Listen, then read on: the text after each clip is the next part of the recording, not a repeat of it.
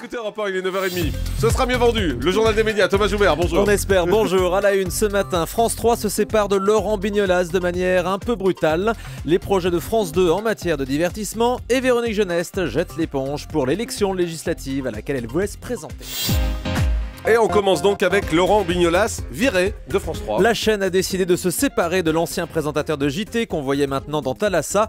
Une séparation qui s'est faite par email. C'est ce que raconte Laurent Bignolas ce matin dans Le Parisien. Drôle de méthode. Ah oui. Le journaliste explique que cela n'a rien à voir avec les économies en cours. Sa direction l'a juste informé par mail qu'il n'avait plus sa place à Thalassa.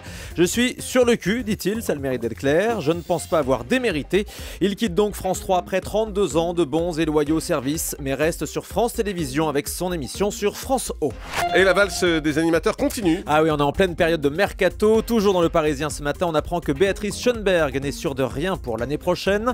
La journaliste Claire Barsac, ancienne présentatrice du 1945 d'M6, arrive elle sur France 4 pour présenter un nouveau magazine. Enfin, notre ami Michel Drucker annonce qu'il re-signe pour 2 saisons supplémentaires de Vivement Dimanche et Vivement Dimanche prochain sur France 2. Il devrait aussi présenter 4 ou 5 émissions exceptionnelles en prime sur le modèle du grand show Céline Dion qui avait cartonné il y a quelques mois.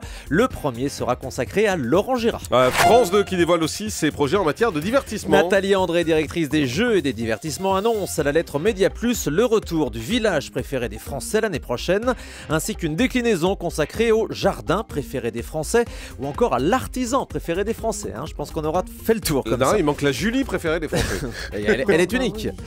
Hier encore, l'émission sur Charles Aznavour reviendra également en septembre. En revanche, pas de spécial de Fort Boyard à Halloween ou pour Noël. Enfin, Nathalie André annonce le retour du jeu 4e duel durant la période estivale. Et puis la suite de l'affaire du mur des cons. France 3 a décidé d'ouvrir une procédure disciplinaire contre son journaliste Clément Vell-Rénal. Il a reconnu être l'auteur de la vidéo dévoilée par le site Atlantico.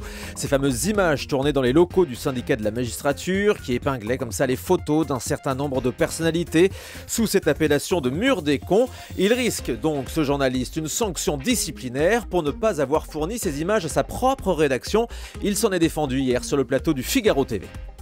Alors que ça commence à sortir dans la presse, on dit non, c'est pas très important. Donc voilà, donc je ne pense pas avoir privé ma rédaction d'un scoop ou d'un sujet important, puisque quand on leur propose, alors que l'affaire commence à sortir et que là on n'en est plus à s'interroger sur la valeur d'une petite image sur un iPhone, mais on voit bien que ça intéresse l'ensemble de la presse, eh bien on dit que c'est pas important. L'essentiel est là, c'est que l'ensemble du public français sait ce qui s'est passé. Je suis content d'avoir révélé cette affaire, quand bien même la mèche a été allumée via un site internet qui est Atlantico.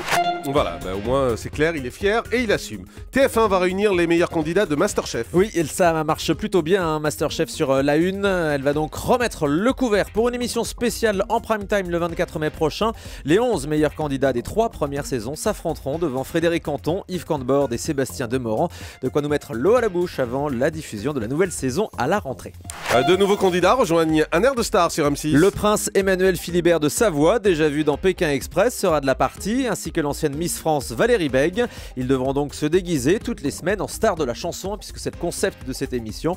La production boucle son casting en dernière minute, puisque l'émission commence dans 15 jours. Il manque d'ailleurs toujours un 8e ou une 8e candidate. Julie, Jean-Marc, ça vous dit pas? Non, non. C'est vrai? Déguisé en quoi? Mylène Farmer. Si vous voulez. France 2 propose ce soir un documentaire inédit sur les médecins du SAMU. Il côtoie tous les jours les accidents, la maladie et même la mort. Les caméras ont donc suivi le travail de 8 médecins du SAMU de Lyon pendant un an. Vous découvrirez à 22h45 ce qui se cache derrière les fameuses camionnettes blanches. Écoutez Antoine Baldassari, le créateur de cette série documentaire sur France 2.